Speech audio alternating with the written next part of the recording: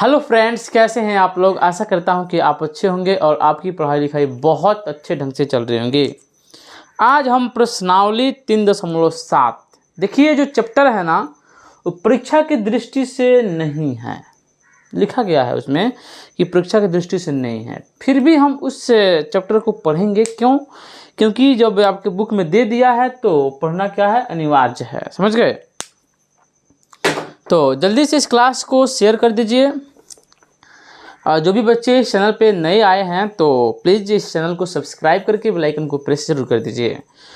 आज हम question number 3 से पढ़ेंगे, क्योंकि कल हम लोगों ने क्वेश्चन नंबर 1 और क्वेश्चन नंबर 2 को कर लिया था, ठीक ना। तो 3 नंबर क्वेश्चन से शुरुआत करने वाले हैं। देखिए, पहला क्वेश्चन यानी तीसरा का क्वेश्चन इसमें कहा है कि एक रेलगाड़ी कुछ दूरी समान चाल से तय करती है। यदि रेलगाड़ी 10 किलोमीटर प्रति घंटा अधिक तेज चलती होती तो उसे नियत समय से 2 घंटे कम लगते, और यदि रेलगाड़ी 10 किलोमीटर प्रति घंटा धीमी चली होती तो उसे नियत समय से 3 घंटे अधिक लगते। तो रेलगाड़ी द्वारा तय की गई दूरी ज्ञात कीजिए। देखिए, कहने का मतलब ये है कि क्वेश्चन को एक बार कोई भी बच्चा पढ़ता है ना तो उसको लगता है कि क्वेश्चन बहुत भारी है। समझ गए? तो हमें कुछ नहीं करना है, जैसे जैसे क्वेश्चन कहता है ना वैसे वैसे लाइन लाइन पढ़ के अपना काम करते जाएंगे। हमें पूरा क्वेश्चन को एक बार दिमाग में लेने की ज़रूरत नहीं है। तो क्वेश्चन नंबर जो 3 है ना आपका, तो देखिए इसमें पूछा है कि रेलगाड़ी द्वारा तय की गई दूरी ज्ञात करने के लिए, ठीक ना। तो हम जानते हैं कि दूरी कब निकलता है, तो दूरी बराबर क्या होता है, चाल गुने समय होता है। दूरी बराबर चाल गुने समय होता है। तो हमको चाल मालूम होना चाहिए और हमको समय मालूम होना चाहिए, तभी ना निकलेगा। तो देखिए, मान लेंगे कि माना कि रेलगाड़ी की चाल कितना है, लिखेंगे माना कि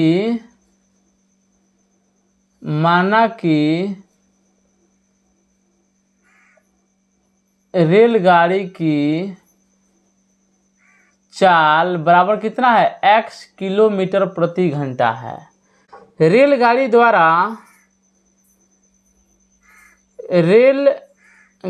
द्वारा लिया गया नियत समय कितना है, समय मान लेंगे y, ठीक है ना। चाल है तो किलोमीटर प्रति घंटा, और समय क्या मानेंगे, y घंटा मान लेंगे, ठीक ना। अब देखिए, समय भी मान लिए, चाल भी मान लिए, तो दूरी बराबर क्या होता है, चाल गुने समय। तो लिखेंगे दूरी बराबर क्या होता है, चाल गुना में समय होता है। चाल कितना है, x है, समय कितना है, y है, यानी दूरी कितना हुआ, xy हो गया। यदि आप इतना कर लेते हैं ना तो लिखिएगा प्रश्न के पहले शर्त से, या पहले शर्त से भी लिख सकते हैं। अब क्वेश्चन को बारी बारी से पढ़िएगा और अपना काम कीजिएगा। एक रेलगाड़ी कुछ दूरी समान चाल से तय करती है। यदि रेलगाड़ी 10 किलोमीटर प्रति घंटा अधिक तेज चले, माने चाल कितना है इसका x है, अगर 10 किलोमीटर प्रति घंटा अधिक चले, देखते रहिएगा, अधिक चले तो उसे नियत समय से 2 घंटे कम लगते हैं। नियत समय तो हमारा y है, तो इससे 2 घंटा कम लगते हैं, ठीक है ना। तब दूरी कितना चलती है, xy चलती है। आ गया समझ में ना, यानी चाल गुने समय, तब xy दूरी चल लेगी कितना, 10 किलोमीटर जब ज़्यादा तेज चलेगी तो 2 घंटा पहले ही पहुंच जाएगी। अब हमें कुछ नहीं करना है, अब समीकरण बना लेना है, अब इसमें गुना करा देना है, ठीक ना। तो xy से कराए तो xy, और x में -2 से तो -2x, प्लस 10 में y से कराइएगा तो कितना होगा, प्लस 10y, और 10 में 2 से तो -10 दूना 20। यहाँ पे xy हो गया। देखिए, बराबर के इधर भी प्लस है, बराबर के उधर भी प्लस में क्या है, xy है। ये दोनों बेचारे कट जाएंगे, ठीक ना। अब यहाँ क्या करेंगे, हम इसको प्लस में करने के लिए उधर ले जाएंगे, 2x हो गया। फिर उधर ले जाएंगे इसको तो कितना होगा, -10y हो जाएगा। इसको क्या करेंगे, उधर नहीं ले जाएंगे, इधर रहने देंगे तो -20 हो जाएगा, ठीक है ना। देखिए सबका चिन्ह हम लोग क्या कर दिए, चेंज कर दिए।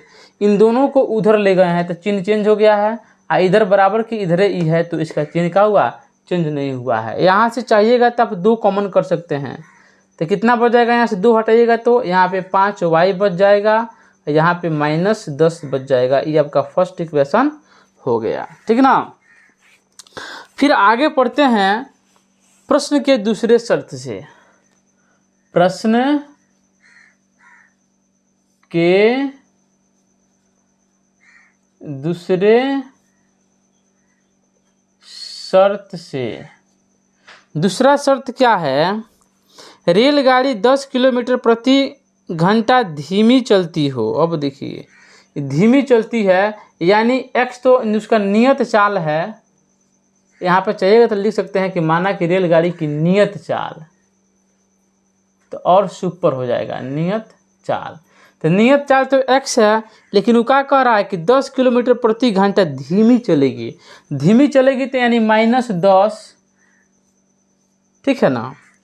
तो क्या होगा, नियत समय से 3 घंटे अधिक लगते हैं। उसको तो लगना चाहिए कितना, y घंटा लगना चाहिए, लेकिन क्या हो गया, धीमी चली है तो 3 घंटा बढ़ जाएगा।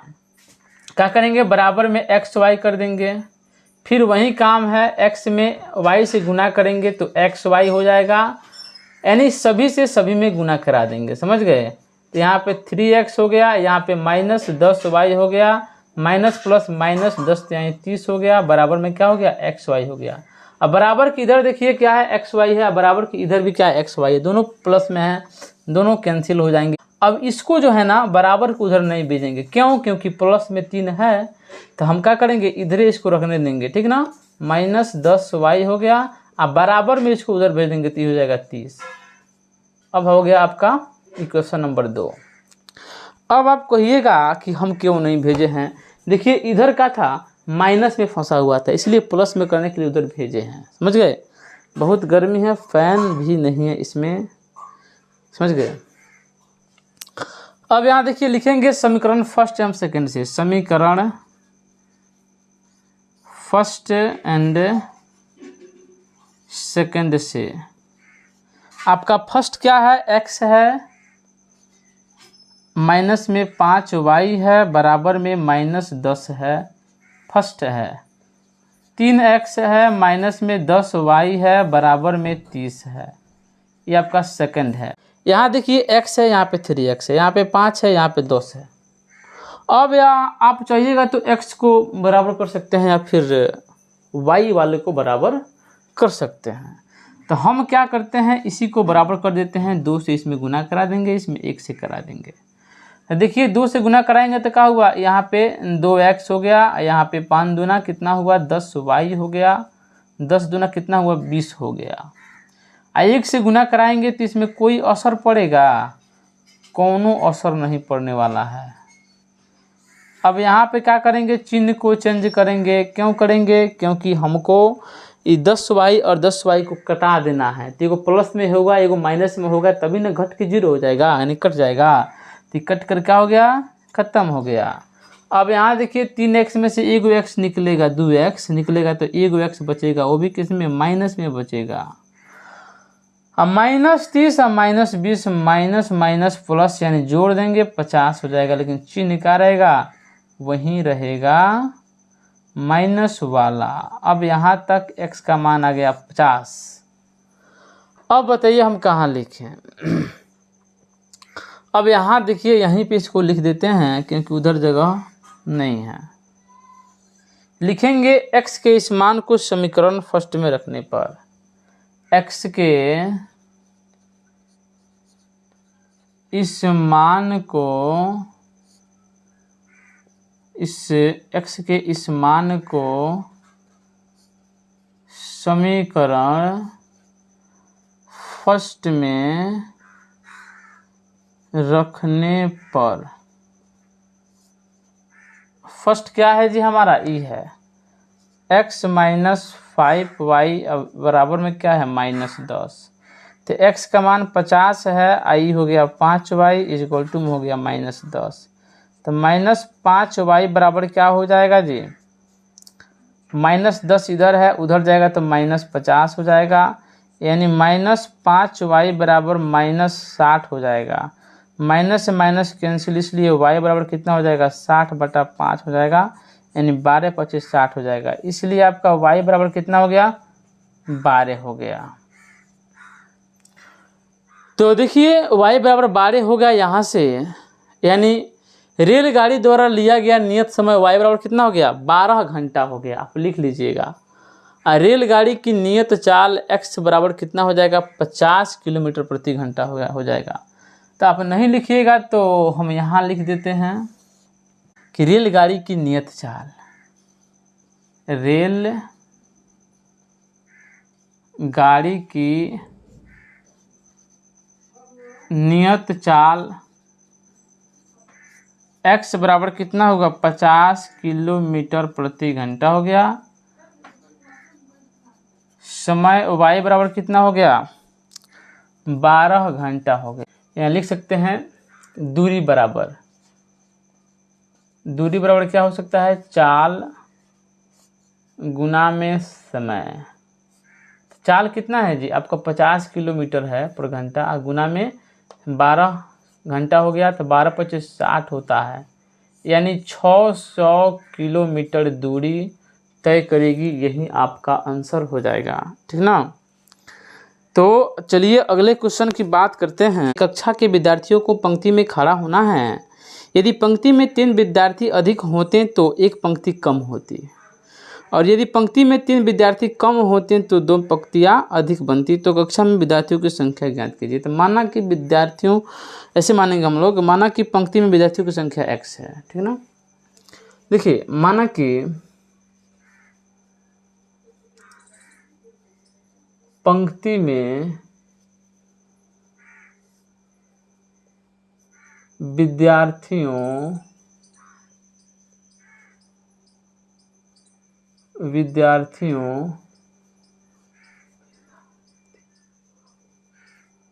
की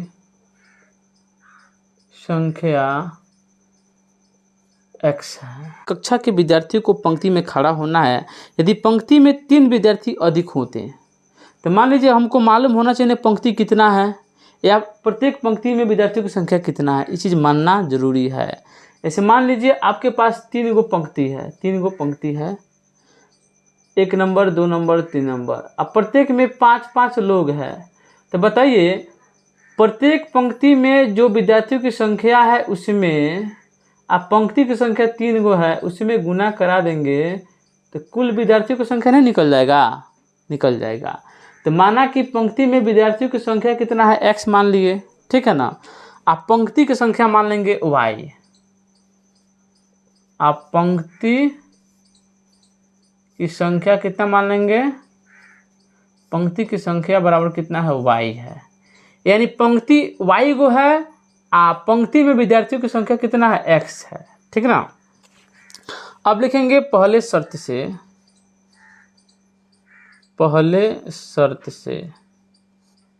चाहेंगे तो एक बात और लिख लेंगे कि कुल विद्यार्थियों की संख्या, कुल विद्यार्थियों की संख्या कितना हुआ। अब बताइए पंक्ति में विद्यार्थियों की संख्या x है, ठीक है ना, अब पंक्ति की संख्या y है, तो y में यानी पंक्तियों की संख्या में विद्यार्थियों की संख्या से गुना करा देंगे तो पूरा विद्यार्थी निकल जाएगा। जैसे यहाँ हुआ है कि 3 गो पंक्ति है तो 3 से गुना कराया है, आई गो पंक्ति में 5 गो है तो 5 से गुना कराए तो 15 का हुआ, कुल विद्यार्थियों की संख्या हो गया। तो ऐसे ही समझिए कि यहाँ पे x और y में गुना कराएंगे तो कुल विद्यार्थियों की संख्या निकल जाएगा। अब क्या करेंगे, बस पढ़ते रहेंगे, काम करते रहेंगे। यदि पंक्ति में 3 विद्यार्थी अधिक होते हैं तो पंक्ति में विद्यार्थियों की संख्या कितना है x है, अगर 3 गो विद्यार्थी अधिक होता तो क्या होता, एक पंक्ति कम होती। तो पंक्ति कितना है y, एक पंक्ति कम होती। जब दोनों को गुना कराएंगे तो कुल विद्यार्थी हमारे पास कितना आ जाएंगे x y आ जाएंगे। फिर गुना कराएंगे x में y से तो x y, x में -x से गुना कराएंगे तो -x, इसमें 3 में y से तो प्लस में 3y, आप +3 में -x से तो -3 इज इक्वल टू कितना हुआ xy हुआ। यहाँ से ही कैंसिल हो जाएगा। ये माइनस में है, इसको प्लस में करने के लिए उधर ले जाएंगे तो प्लस में हो जाएगा, ई जाएगा तो माइनस में हो जाएगा। इसको नहीं ले जाएंगे, इसको इधर ही छोड़ देंगे तो क्या हो गया, ऐसे हो गया। ठीक ना। पहले शर्त से अब लिखेंगे दूसरे शर्त से, कुछ लिख सकते हैं, लगे कि कंडीशन चेंज हो रहा है। ठीक ना। तो अब यहाँ देखिए, पंक्ति में 3 विद्यार्थी कम होते, पंक्ति में 3 गो विद्यार्थी कम होते तो पंक्तियाँ अधिक, 2 गो पंक्तियाँ अधिक बनती। y गो पंक्ति था तो 2 गो पंक्ति ज़्यादा बनता। फिर xy हो जाएगा, x में 2 से गुना कीजिएगा 2x हो जाएगा, -3y हो जाएगा, -3 दूना 6 हो जाएगा, xy हो जाएगा। xy से xy कैंसिल हो जाएगा। ये प्लस में है, इधर उधर ले जाने की कोई ज़रूरत नहीं है, इसको उधर फेंक देंगे तो प्लस में हो जाएगा। ये सेकंड इक्वेशन हो गया। अब यहाँ पे आप लिख सकते हैं एक बात, कौन सी बात, कि समीकरण फर्स्ट एंड सेकंड से, समीकरण फर्स्ट एंड सेकंड से। फर्स्ट क्या है जी हमारा, x है, माइनस में 3y है, बराबर में -3 है, 2x है, माइनस में 3y है, बराबर में 6 है, माइनस प्लस माइनस कर देंगे, कैंसिल हो जाएगा, चिन्ह को चेंज करेंगे तभी ना कटेगा। अब 2x में से 1x खत्म हो गया तो -x बचा, बराबर में 3 6 9 होगा, माइनस में तो माइनस माइनस कैंसिल हो गया, इसलिए x बराबर कितना होगा, 9 हो गया। तो लिखेंगे x के इस मान को, x के इस मान को समीकरण फर्स्ट में रखने पर, फर्स्ट कितना है हमारा, x है, माइनस में 3y है, इक्वल टू -3 है, तो x का मान 9 हो गया, 3y हो गया, बराबर में -3 हो गया। अब यहाँ देखिए -3y हो गया ना, अब यहाँ बराबर लिखेंगे -3, इधर जाएगा तो भी माइनस में हो जाएगा, यानी इधर प्लस में 9 है तो उधर जाएगा तो क्या होगा, माइनस में 9 हो जाएगा। तो माइनस में क्या हुआ, ये 3y हो गया, आई जोड़ेंगे तो 9 3 कितना हुआ, 12 हो गया, माइनस से माइनस कैंसिल, इसलिए y बराबर कितना हो गया, 12/3 हो गया, यानी 4 हो गया। ठीक ना। यहाँ लिख सकते हैं पंक्तियों की संख्या, विद्यार्थियों की संख्या लिखेंगे, पंक्ति में विद्यार्थियों की संख्या, पंक्ति में विद्यार्थियों